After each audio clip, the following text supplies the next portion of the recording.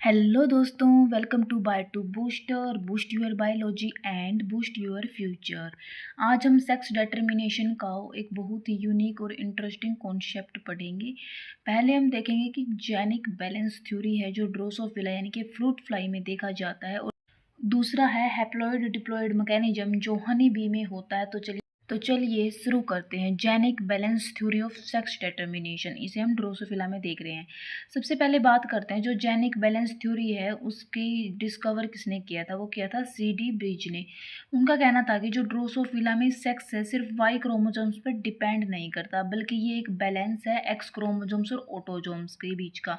इससे हम x/a की रेशियो में लिखते हैं। इन रेशियो को हम ध्यान से समझेंगे। अगर हमारी रेशियो x/y में a की 1 है तो जो है वो हमारी फीमेल्स होगी, और 0.5 है तो है हमारा मेल होगा। अगर रेशियो 1 से ज़्यादा है उसे हम सुपर फीमेल कहते हैं। अगर हमारी रेशियो 0.5 से कम है तो उसे हम सुपर मेल कहते हैं। अगर जो हमारी रेशियो है वो 0.5 से 1 के बीच में, उसे हम इंटरसेक्स कहते हैं।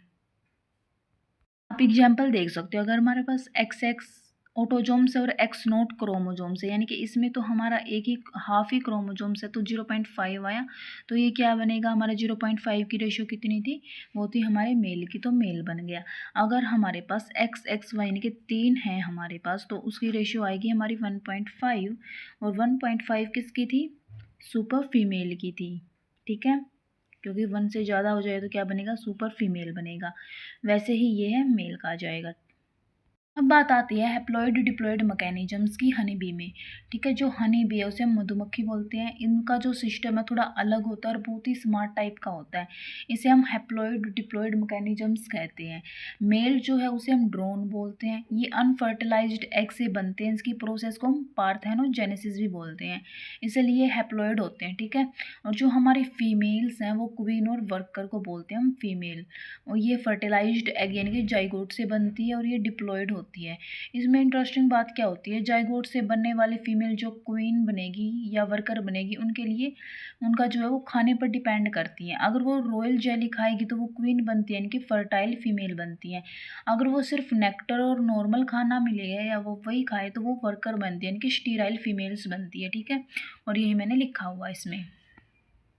फिर बात आती है कि रिकॉम्बिनेशन फ्रीक्वेंसी क्या होता है। जो रिकॉम्बिनेशन फ्रीक्वेंसी है वो क्या होगा? जब क्रॉसिंग ओवर होती है तो नया कॉम्बिनेशन बनता है, जिसे हम रिकॉम्बिनेंट्स बोलते हैं। ठीक है, जो हमारी रिकॉम्बिनेशन फ्रीक्वेंसी है उसका जो फॉर्मूला होता है, total number of recombinants by में total number of offspring multiply 100। ठीक है, ये जो फ्रीक्वेंसी है वो हमेशा 50% से कम ही होगी, क्योंकि एक पॉइंट पर क्रॉसिंग ओवर दूसरे पॉइंट को इंटरसेक्ट करती है। ठीक है, तो दोस्तों आज हमने देखा है कि कैसे नेचर अलग अलग तरह से सेक्स डिसाइड करता है। आई होप आपको जेनिक बैलेंस और हनी बी का कॉन्सेप्ट अच्छी तरह समझ में आ गया होगा।